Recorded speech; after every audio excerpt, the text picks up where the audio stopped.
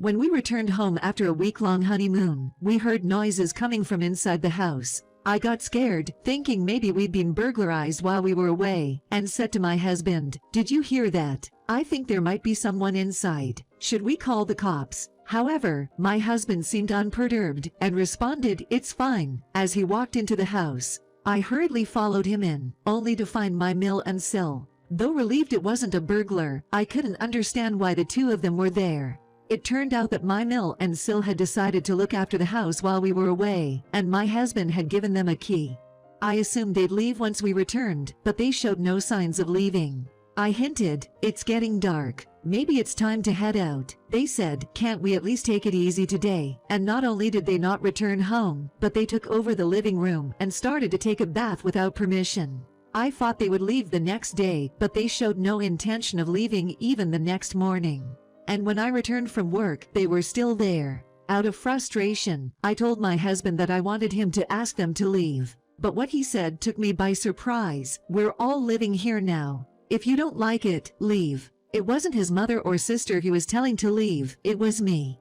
I simply replied, "All right," packed some essentials into a suitcase, and left. My name is Helen. I'm 29 years old and work as a magazine editor.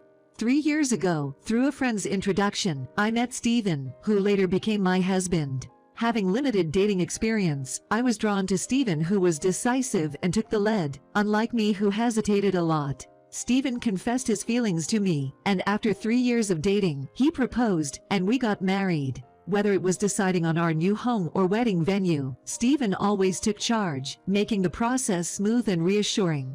Life with him in our new home was wonderful, but his mill and Sil, Ava, were proving to be a challenge. My husband's father passed away about 10 years ago, leaving just his mother and his 27-year-old sister. I was initially worried about getting along with them but had minimal interaction before our marriage. However, after we got married, they started to interfere a lot more.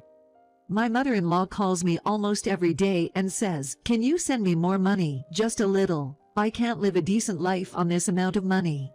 Just $200 more is enough." She asks me to increase the amount of money I send her. My husband is the one who sends the money, so I tell my mother-in-law to ask my husband for more money, but she says, "You say we can't increase it anyway because you're so lavish. You will be punished if you don't take good care of your husband's parents." She refuses to listen to me and says that it is my fault that the remittances are not increasing. She also lectured me about how I should go to my in-laws' house more often to clean up, and that as a wife it is polite to send some of their favorite foods every month. While I'd receive these phone calls from my mill, my Sil would drop by unannounced. She'd often arrive during dinner prep and say, "I was in the neighborhood and dropped by. Isn't dinner ready yet? I'm starving, make it quick." Then she'd relax on the sofa, have dinner, and leave. I told her I preferred if she'd call before visiting, and not to visit so often. But she'd dismiss my concerns, saying, "It's just a casual visit, just make whatever for dinner." I didn't push back hard because they're my husband's family. Moreover, my husband did ask them to stop when I mentioned being uncomfortable. But in the midst of all this, about 6 months after our wedding, we finally got to go on our overdue honeymoon to Europe. We had a great time de-stressing and thoroughly enjoyed ourselves. However, when we returned home after the 1-week trip, we heard noises from inside. Thinking there might have been a break-in, I told my husband, "Did you hear that noise? Maybe someone's inside. Should we call the police?" Yet, my husband just replied, "It's fine," and entered the house. Following him in, I found my mill and Sil. Still in shock, I listened to their chatter. "Yo, you're back. Welcome back, give me something quick. Did you get me that bracelet I asked for?" You really think they'd buy such an expensive thing? Amidst my disbelief, the three of them seemed to be having a great time. "Why are you here?" "So you're saying we're a nuisance? It's dangerous to leave a house empty during a trip. We've done you a favor by staying here, you should be grateful." It seems my mill and Sil said they'd watch over the house while we were gone, and apparently, they got the key from my husband. When I told my husband that I wished he'd discussed it with me first, he said they had suddenly offered to do so just before our trip, leaving him no time for discussion. I decided not to push the matter further, and thought that thanks to them, at least no burglars broke in.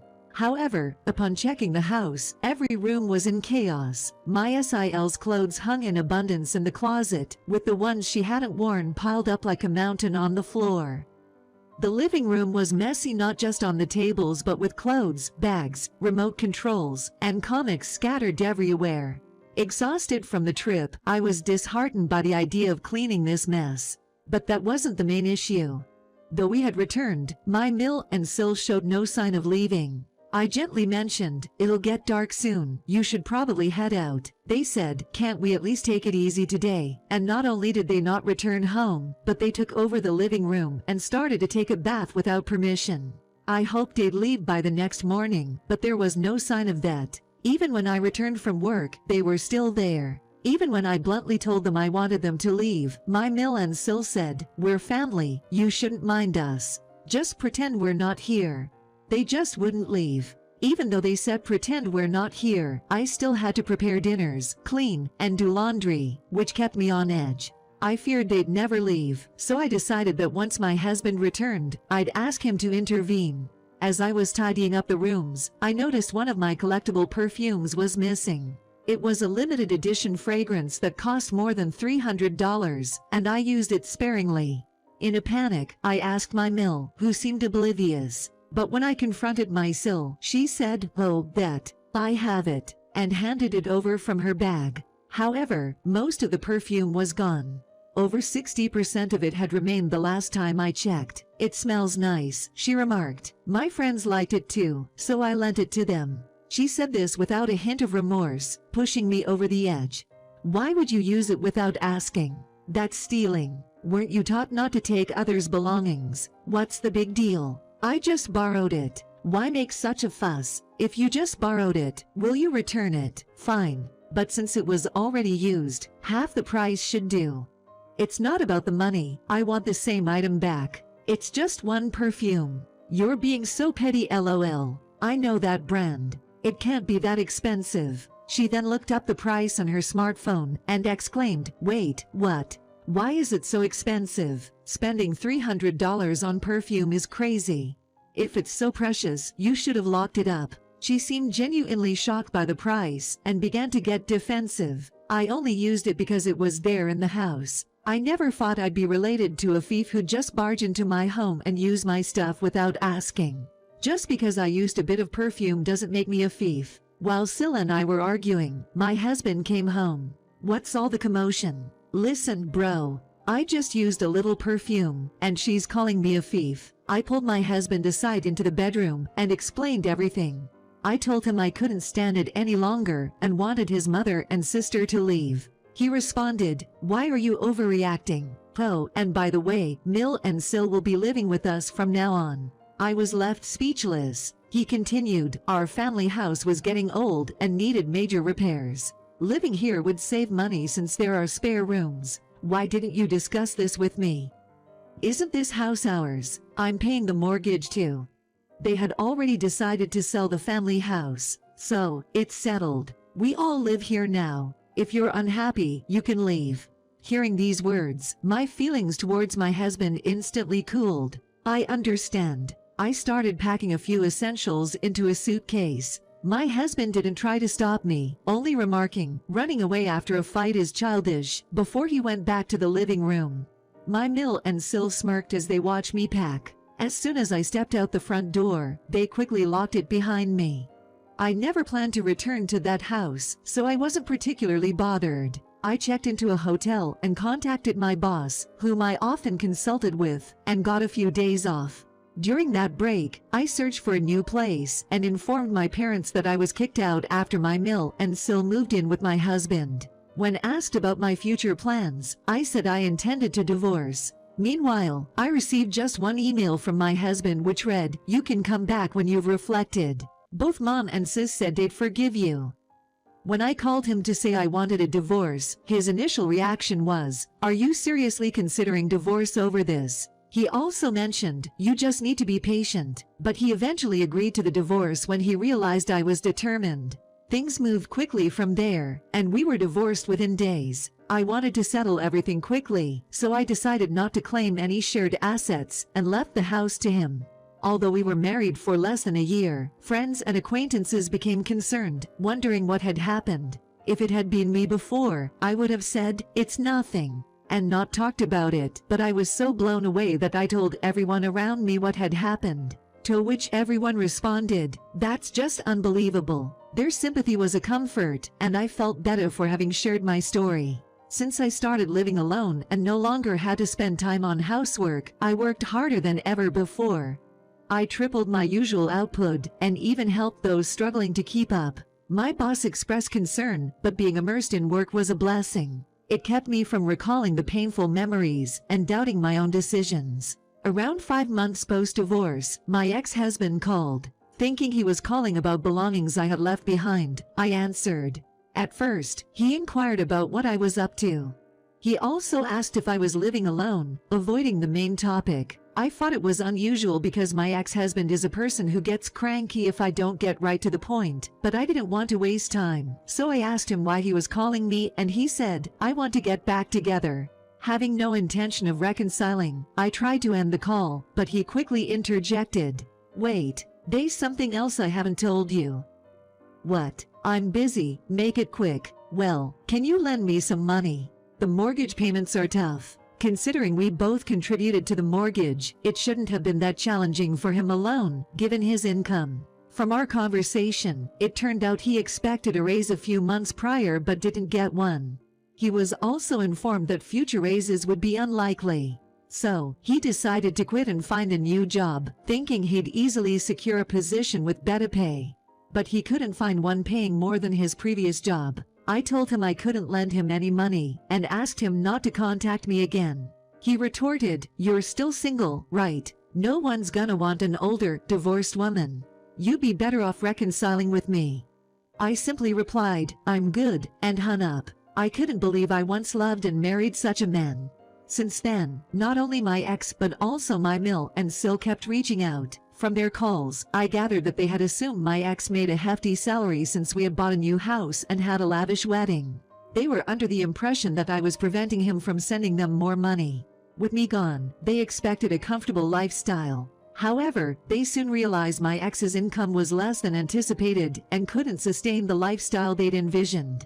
They probably believed men generally earn more than women, but in our case, I made more than my ex. While I wanted to block their calls, I feared they'd call or even show up at my workplace since they knew where I worked. So, I answered one in every few calls. Their calls were always about their financial troubles, excessive spending by the Mill and Sil, no savings left, and although they started part-time jobs, they spent what they earned, making it futile for household expenses. Thinking they'd stop if I told them I was broke too, I decided to give it a shot. That day, as always, he came to me saying, "I'm almost out of cash and the bills are due. Can you lend me some money?" So I responded, "Actually, I've decided to leave my current job. I've nearly used up all my savings. I'm the one who needs a loan now. If you think I'm lying, you can check with my coworkers." Upon hearing this, my ex-husband said, "Oh, I see," and hung up.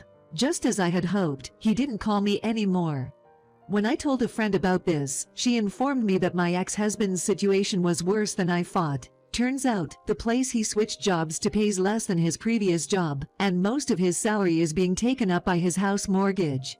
Not only that, Sil had an affair with the manager of the store where she worked part-time, and apparently the manager's wife found out about it and demanded alimony. Initially, the sister-in-law claimed, "He approached me first, I didn't know he was married," but it was revealed through messages that she had known the boss's wife was pregnant, yet she still pursued him. The boss and his wife ended up divorcing. The sister-in-law faced hefty compensation demands, and when her friends found out, she lost both her job and them.